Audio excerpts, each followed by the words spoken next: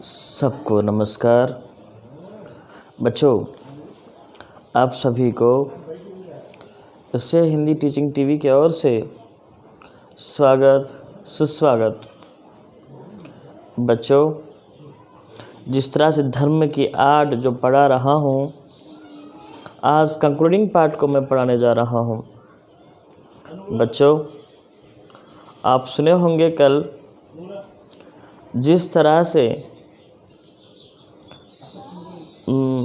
ऐसे Hindi teaching TV रख कर 4 मंथ्स कंप्लीट हुआ है, उसके अवसर पर एक इंटरव्यू हुआ है।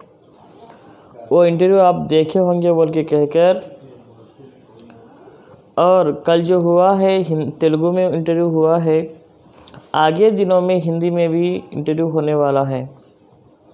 बच्चों, यह सब सिर्फ आप लोगों की वजह से हुआ है, अल्लाह के फजल से हुआ है। और मैं ये कहना चाहता हूँ, सब लोग जिस तरह से मेरे चैनल को सब्सक्राइब कर रहे हो, ध्यान से सुन रहे हो, ज़्यादा से ज़्यादा लाइक कर रहे हो, शेयर कर रहे हो, तो आप लोगों को मैं बहुत बहुत धन्यवाद देता हूँ। बच्चों, चलिए अभी 7th लेसन कंक्लूडिंग पार्ट को मैं पढ़ा लेता हूँ, धर्म की आड़ को। चलेंगे जी।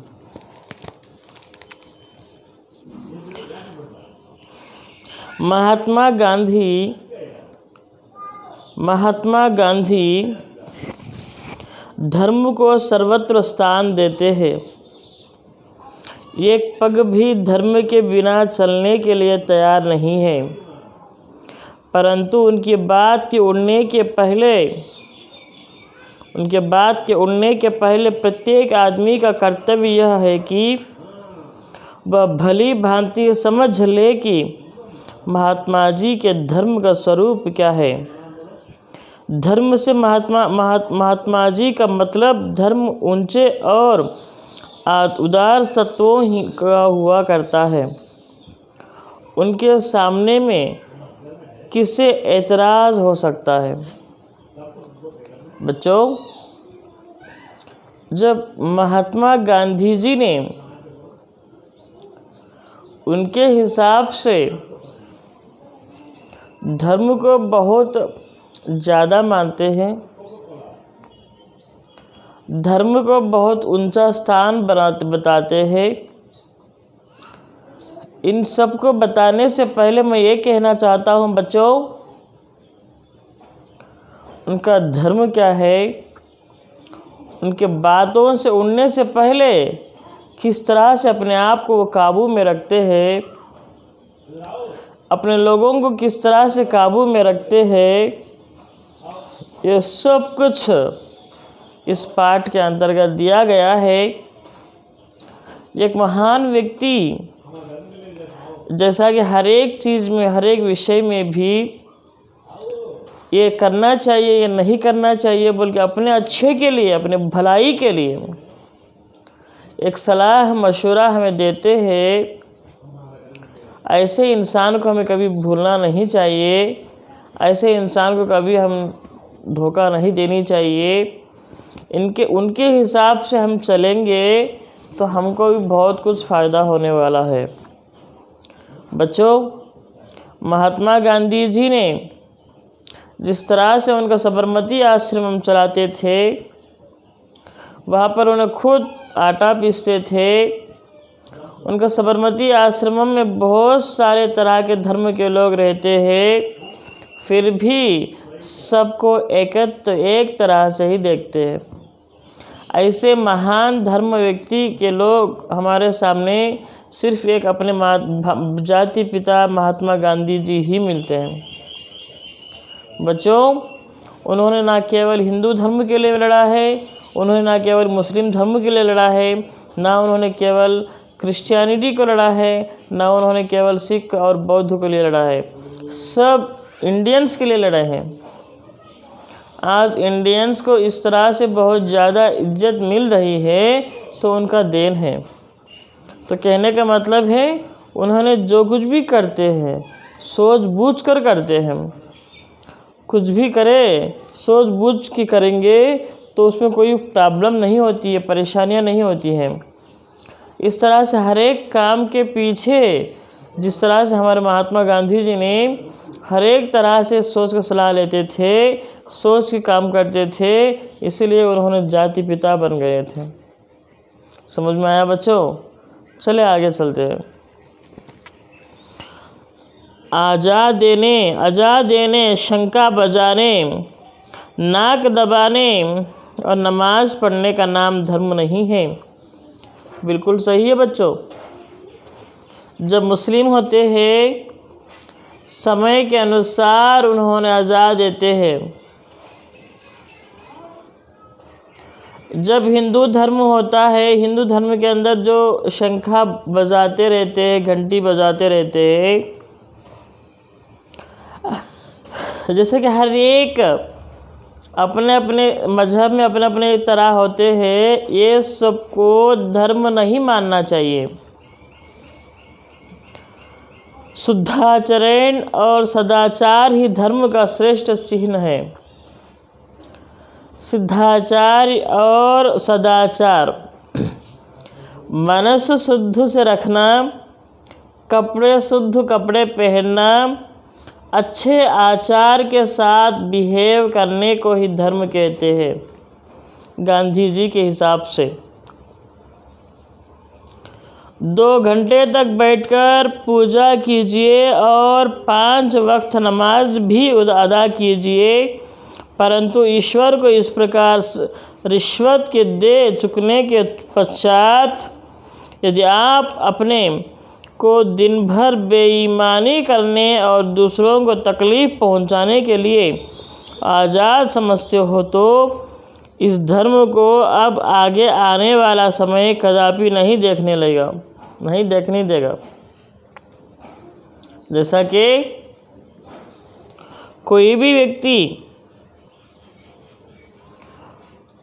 2-2 घंटे नमाज, 2-2 घंटे पूजा करते हो, 5 वक्त नमाज पढ़ते हो, गिरजा घर में जाकर प्रेयर करते हो, जो कुछ भी करो, लेकिन समय के अनुसार, समय के अनुकूल दिल साफ नहीं रखते हो, मन साफ नहीं रखते हो, आपके फ़ायदे के लिए किसी दूसरे तीसरे को लड़ाते रहो, तो ये सब नमाज पढ़ के, पूजा करके, गिरजा घर जाके क्या मतलब होगा भैया?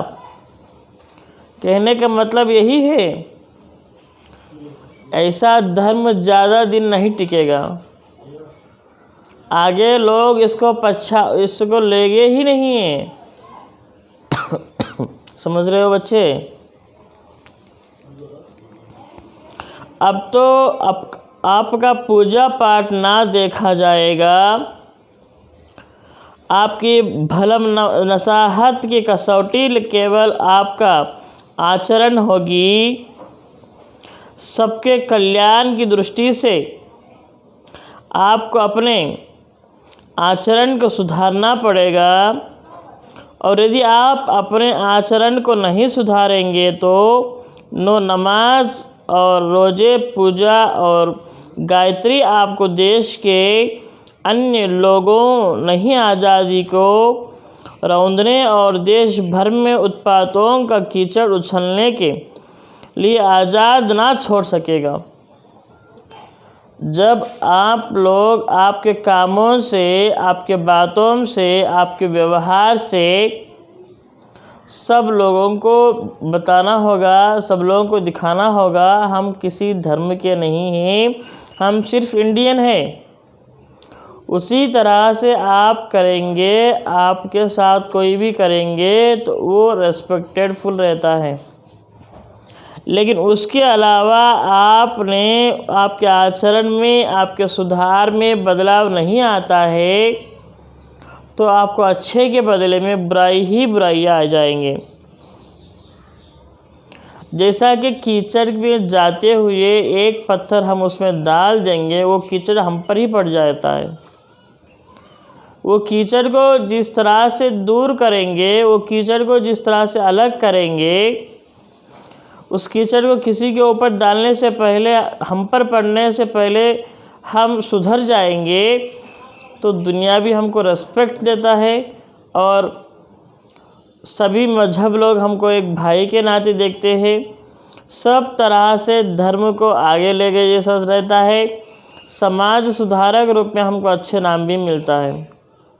बच्चों में कहने का मतलब ये है, हमारे पास पैसे हो या ना हो, हमारे पास कितना भी हम कट्टरवादी हो धर्म के, लेकिन समाज में हम जब जाते हैं, समाज के हर एक व्यक्ति के प्रति हम रिस्पेक्टेड से रहना ज़रूरी होता है, इज्जत से रहना बहुत ज़रूरी होता है, सबको एक साथ लेकर चलना बहुत ज़रूरी होता है।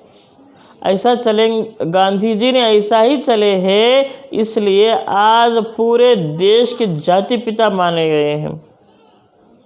समझ रहे हो बच्चों? आगे बढ़ेंगे। ऐसे धार्मिक और दीनदार आदमियों से तो वे लामजहब और तिस्कत आदमी कहीं अधिक अच्छे और ऊंचे हैं, जिनका आचरण अच्छा है, जो दूसरे के सुख दुख का ख्याल रखते हैं और जो मूर्ख को किसी स्वार्थ सिद्ध के लिए अक्सान बहुत बुरा समझते हैं।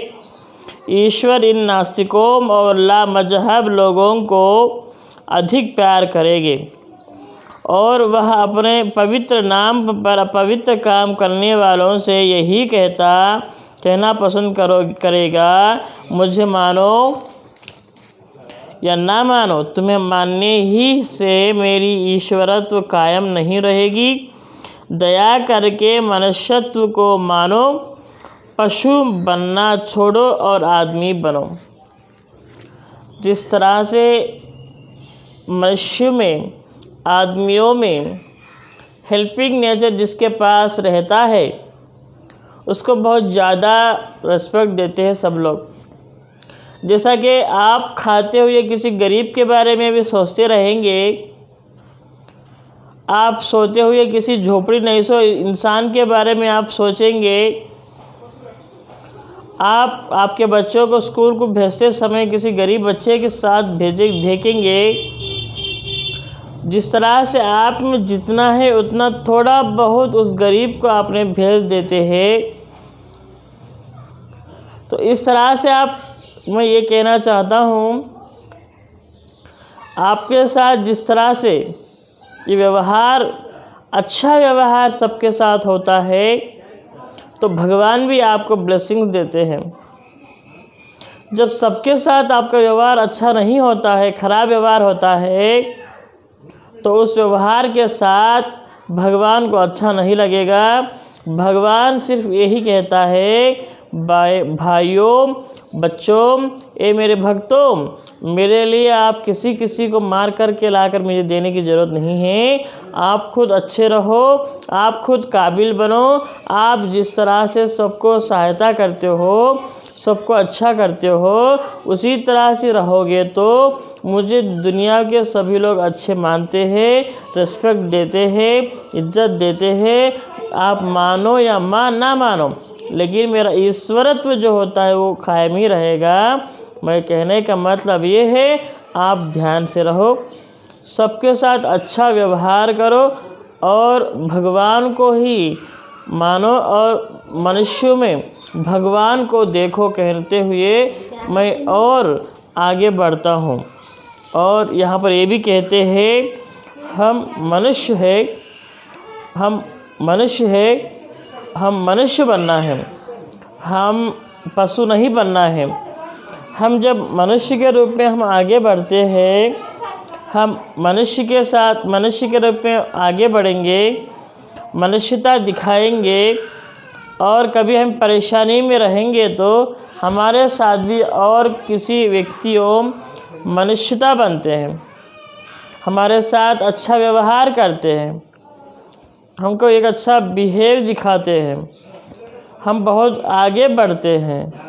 ये कहते हुए मैं आप सबको मैं बताना चाहूँगा बच्चों, ये 7th लेसन धर्म की आड़ के अंदर मैं ये कंक्लूडिंग देना चाहता हूँ, हमारे बीच किसी धर्म का व्यवहार नहीं रहनी चाहिए, किसी कुल मत का प्रस्ताव नहीं रहनी चाहिए।